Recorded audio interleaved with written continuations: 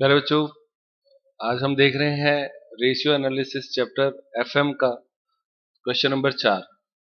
इसमें दिया हुआ है निम्नांकित संबंध बिनानी लिमिटेड के 31 मार्च 2013 को समाप्त वर्ष की व्यापारिक क्रियाओं से संबंधित है। तो इसमें आपको एक तरफ देखो लायबिलिटीज शब्द लिखा है, एक तरफ एसेट्स लिखा है। ये सही नहीं है, ये दोनों हटा दो। अब उसके बाद में आगे क्या लिखता है, क्योंकि आप देख सकते हैं इसमें सेल्स एक्सपेंसेस सब कुछ दिया हुआ है, तो ऐसा कोई बाइफिकेशन इसमें होता नहीं है। अब उसके बाद में आगे क्या लिखता है, देखो इसमें सूचनाओं में sales, purchase, opening stock, closing stock, sales return, selling and distribution expenses, salary, advertisement, travelling, non operating expenses, loss on sale of assets, administrative expenses, salary, rent, postage, depreciation and other charges, provision for tax, non operating expense, income जो है उसमें dividend, profit on sale of share और total assets.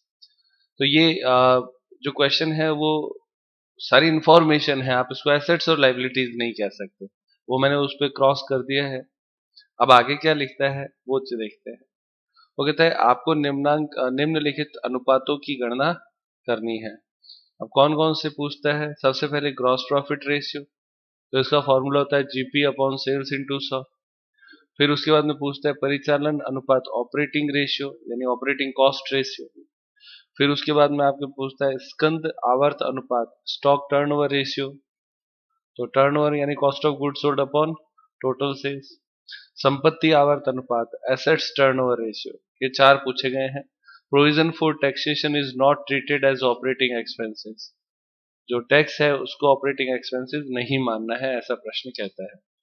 अब आप देखो इस प्रश्न में आपको जीपी दिया हुआ है क्या, कहीं पे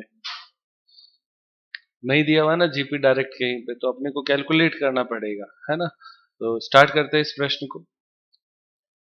प्यारे बच्चों, क्वेश्चन नंबर 4 में आपको जीपी रेशियो पूछा है, ग्रॉस प्रॉफिट रेशियो। तो चूंकि ट्रेडिंग अकाउंट बनाया हुआ नहीं है तो हम पहले ट्रेडिंग अकाउंट बना लेते हैं, जिससे अपने जीपी भी आ जाएगा और कॉस्ट ऑफ गुड्स सोल्ड भी आ जाएगी, दोनों चीजें आ जाएगी। तो सबसे पहले आप लिखिए टू ओपनिंग स्टॉक। तो ओपनिंग स्टॉक आपके कितना दिया हुआ है, 1,10,000। फिर उसके बाद में लिखिए टू परचेज,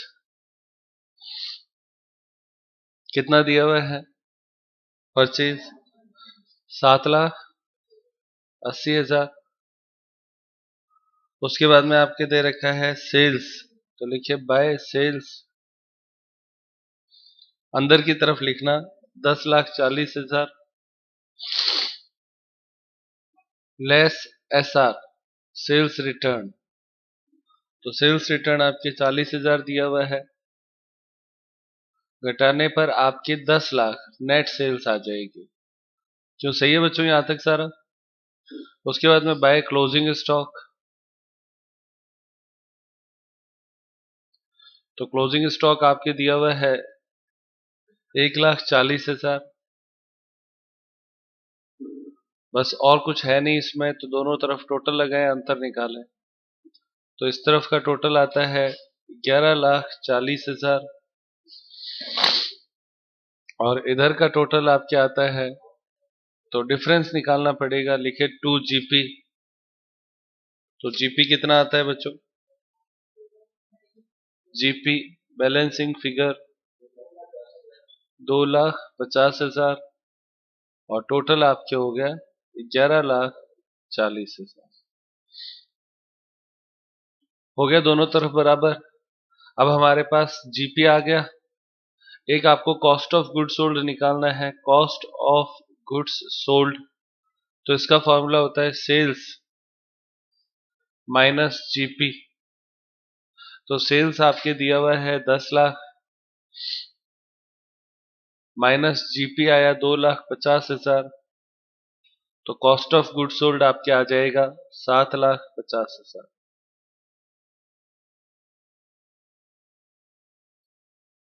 तो हमारे पास जीपी भी आ गया, कॉस्ट ऑफ गुड्स सोल्ड भी आ गया, सेल्स दिया हुआ ही था, तीनों चीजें आ गई। अब आप सबसे पहला फॉर्मूला जो आपसे इससे पूछा है वो कैलकुलेट करते हैं। फॉर्मूला है जीपी रेशियो, तो इसका फॉर्मूला होता है जीपी यानी gross profit upon sales into 100। तो 2,50,000 बट्टे सेल्स 10 लाख इंटू 100 कितना हुआ 25%। 25% आपके आएगा। ये आपका पहला आंसर हो गया जीपी का। कॉस्ट ऑफ गुड सोल्ड हमने 7,50,000 निकाली है।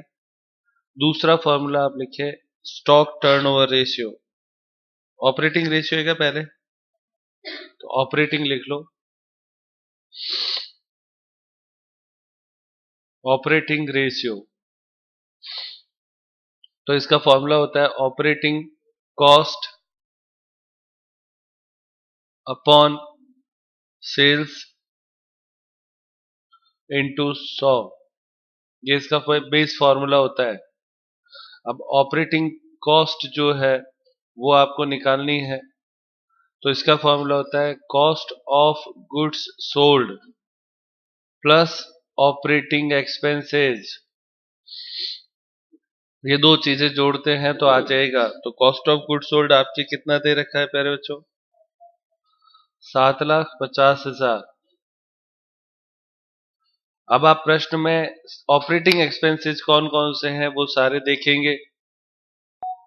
प्यारे बच्चों आप देखिए क्वेश्चन में ऑपरेटिंग एक्सपेंसेस लगाने हैं, तो सबसे पहले सैलरी, एडवर्टाइजमेंट और ट्रैवलिंग, ये ऑपरेटिंग एक्सपेंसेस है।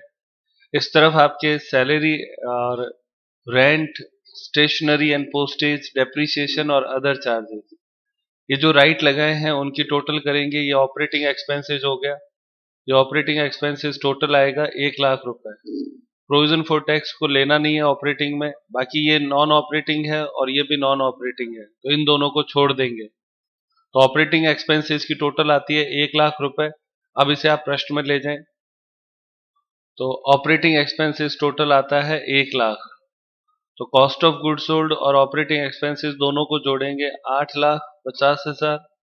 यह आपके हो गया ऑपरेटिंग कॉस्ट, जो इस फॉर्मूले के लिए अपने को चाहिए होता है। कोई दिक्कत बच्चों यहां तक? अब आपको फॉर्मूला सॉल्व करना है, तो 8,50,000 बटे सेल्स है, तो सेल्स आपके 10 लाख इंटू 100, तो कितना परसेंट आता है 85%। आंसर दिया हुआ है। ये आपका दूसरा फॉर्मूला ऑपरेटिंग रेशियो हो गया। कोई यहां तक दिक्कत प्यारे बच्चों? नेक्स्ट देखिए थर्ड, तीसरा आपका है stock turnover ratio. Stock turnover ratio, तो स्टॉक टर्नओवर रेशियो में फॉर्मूला आपका लगेगा कॉस्ट ऑफ गुड्स सोल्ड। पहले कॉस्ट ऑफ गुड्स सोल्ड ही लेना होता है यदि सेल्स और कॉस्ट ऑफ गुड्स सोल्ड दोनों अवेलेबल हो तो cost of goods sold upon average stock, ये आपका फॉर्मूला होता है। तो कॉस्ट ऑफ गुड्स सोल्ड तो 8,50,000, सॉरी 7,50,000, ये तो कॉस्ट ऑफ गुड्स सोल्ड हो गया। अपॉन एवरेज स्टॉक का मतलब होता है ओपनिंग, तो ओपनिंग स्टॉक कितना दे रखा है 1,10,000 प्लस क्लोजिंग कितना है 1,40,000 बट्टे 2, भाग देना है 2 का। तो ये फॉर्मूला इस तरीके से आएगा, तो आएगा 7,50,000 बट्टे 1,25,000, भाग दे दो कितना आता है 6 टाइम्स।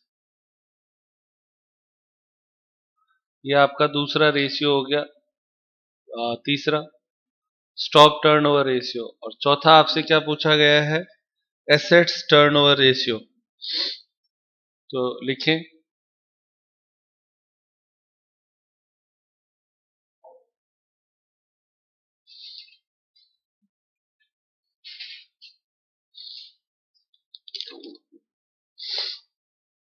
तो इसमें आपके देखो लिखेंगे cost of goods sold upon total assets TA लिख देंगे। तो कॉस्ट ऑफ गुड सोल्ड हमारे दे रखा है प्रश्न में कितना है, 7,50,000 अपॉन टोटल एसेट्स 6 लाख दे रखा है। देखो लास्ट में दिया हुआ है क्वेश्चन में 6 लाख, तो भाग देंगे कितना आता है 1.25 टाइम्स। ये आपका चौथा आंसर होगा। कोई दिक्कत प्यारे बच्चों? सारे प्रश्न में फॉर्मूलों पे बेस्ड था। दो कैलकुलेशन याद रखने की है, कॉस्ट ऑफ गुड सोल्ड कैसे आता है, ऑपरेटिंग कॉस्ट कैसे निकाली जाती है। जीपी निकालना था तो जीपी के लिए छोटा सा ट्रेडिंग अकाउंट बना लिया। अगर आप बिना ट्रेडिंग अकाउंट बनाकर भी अगर निकालना चाहते हैं तो पॉसिबल है। उसमें आप पहले cost of good sold calculate करेंगे। कॉस्ट ऑफ गुड सोल्ड का फॉर्मूला होता है opening stock plus purchase minus closing stock. कल हमने सीखा था क्या होता है, opening stock plus purchase minus closing stock. ये बेसिक फॉर्मूला है। इससे जब आप करते तो कॉस्ट ऑफ गुड सोल्ड आता, फिर सेल्स में से कॉस्ट ऑफ गुड सोल्ड घटा देते तो ग्रॉस प्रॉफिट आ जाता। तो ये तरीके से भी आप सवाल को सॉल्व कर सकते हो। मैंने आपको ट्रेडिंग अकाउंट इसलिए बना दिया कि आपको सीधा सीधा बिना फॉर्मूले के भी सिखाया जा सकता है। नेक्स्ट क्वेश्चन देखते हैं। देखिए बच्चों, अब देखते हैं क्वेश्चन नंबर 10। इसके बीच में जो क्वेश्चन हमारे आए वो आपको HW में करने हैं। मार्च 2013 को समाप्त होने वाले वर्ष का पंकज लिमिटेड का आय विवरण निम्न प्रकार से है। तो इनकम स्टेटमेंट आपको दे रखा है। इनकम स्टेटमेंट में आपके सबसे पहले नेट सेल्स दे रखी है 30 lakh. Cost of good sold दे रखा है आपके opening stock plus purchase minus closing stock. ये कैलकुलेशन करने के बाद ये जो 24 लाख आया ना, ये है कॉस्ट ऑफ गुड्स सोल्ड। ठीक है। उसके बाद में ग्रॉस प्रॉफिट आ गया। तो ग्रॉस प्रॉफिट का फॉर्मूला भी आपको समझ में आया। ट्रेडिंग अकाउंट नहीं बना के इसने स्टेटमेंट के रूप में दिया, तो स्टेटमेंट के रूप में net sales minus cost of good sold. Cost of good sold घटाया तो आपके आ गया GP gross profit, less operating expenses, तो घटाने पे ऑपरेटिंग प्रॉफिट आ गया। क्लियर? अब ऑपरेटिंग जो प्रॉफिट आया उसमें से लेस इंटरेस्ट चार्जेस, तो इंटरेस्ट का खर्चा घटाया तो आपके प्रॉफिट बिफोर टैक्स आ गया। तो ये आपका प्रॉफिट या जिसको आप नेट प्रॉफिट कह सकते हैं। आपको अन्य सूचनाओं में दे रखा है 31 मार्च 2013 को अतिरिक्त सूचना एडिशनल इंफॉर्मेशन। करंट एसेट्स दे रखा है 9,75,000, करंट लाइबिलिटीज दे रखा है 6 लाख और फिक्स एसेट्स दे रखा है 5,25,000। जो इंफॉर्मेशन दी है उसी से सवाल होना होता है। तो प्रश्न में जो इंफॉर्मेशन उसी है उसको ध्यान से देख लेते हैं। अब सबसे पहले इसमें आपका पहला फॉर्मूला पूछा है ऑपरेटिंग रेशियो। तो ऑपरेटिंग रेशियो मतलब होता है ऑपरेटिंग कॉस्ट रेशियो। ठीक है। दूसरा आपके पूछा है परिचालन लाभ अनुपात ऑपरेटिंग प्रॉफिट रेशियो। दोनों ही आ गए। पहला ऑपरेटिंग कॉस्ट था, अब दूसरा है ऑपरेटिंग प्रॉफिट रेशियो। उसके बाद में स्टॉक टर्नओवर रेशियो, उसके बाद में एसेट्स टर्नओवर रेशियो। तो स्टॉक टर्नओवर स्टॉक से आता है और एसेट्स टर्नओवर में अपने को एसेट्स दे रखी है। ये देखो ये फिक्स एसेट्स और करंट एसेट्स दोनों ही दे रखी है। और विनियोजित पूंजी पर प्रत्याय रिटर्न ऑन कैपिटल एम्प्लॉयड। तो कैपिटल एम्प्लॉयड अपने को कैलकुलेट करना होता है। Total assets minus outsider liabilities होता है, या चूंकि यहाँ पे करंट लाइबिलिटीज दे रही है तो ये घटा देंगे। तो रिटर्न शब्द का मतलब प्रॉफिट से होता है। ठीक है ना। तो ये 5 फॉर्मूले पूछे गए हैं। इंपॉर्टेंट मार्क कर लो इस क्वेश्चन को। देखते हैं कैसे सॉल्व होगा। सबसे पहला फॉर्मूला आपसे पूछा गया है ऑपरेटिंग रेशियो। ऑपरेटिंग रेशियो, तो ऑपरेटिंग रेशियो का फॉर्मूला हो गया operating cost upon sales into 100। तो ऑपरेटिंग कॉस्ट निकालने का जो फॉर्मूला है वो भी आप यहां पे लिख लें, cost of goods sold plus operating expenses. ये ऑपरेटिंग कॉस्ट का फॉर्मूला है अपॉन सेल्स इंटू 100। यानी आप ये दोनों फॉर्मूलों में से कोई भी एक यूज कर सकते हो। अगर आप चाहें डायरेक्ट ये लिखे तो भी सही है, आप ये लिख के सॉल्व करते हो तो भी ठीक है, कोई दिक्कत नहीं। अब कॉस्ट ऑफ गुड्स सोल्ड आपको प्रश्न में 24 लाख रुपए दिया हुआ है। और ऑपरेटिंग एक्सपेंसेस 1,50,000 दे रखा है। तो cost of good sold 24 lakh plus operating expenses 1,50,000, दोनों को जोड़ दिया। अपॉन सेल्स वो आपके है 30 लाख इंटू 100, कितना परसेंट आएगा? हाँ बेटा 85%। ये आपका पहला आंसर हो गया, मैच कर लो किताब से। कोई दिक्कत प्यारे बच्चों? ऑपरेटिंग कंसेप्ट समझ में आ गया? नंबर 2, सेकंड रेशियो जो आपको कैलकुलेट करना है वो लिखा है ऑपरेटिंग प्रॉफिट रेशियो। तो लिखें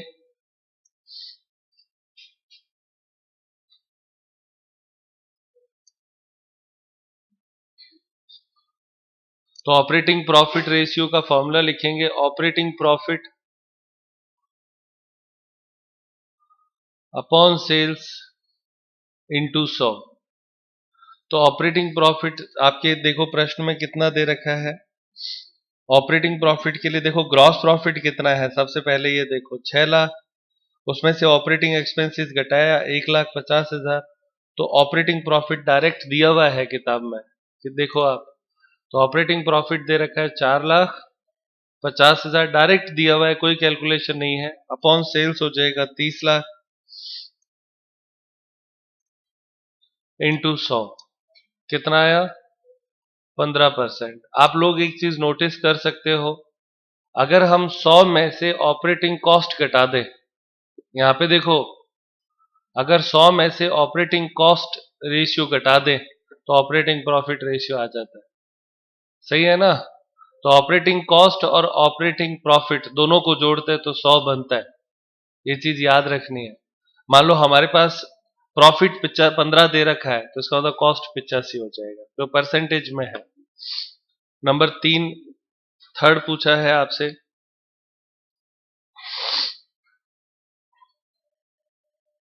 स्टॉक टर्नओवर रेशियो। स्टॉक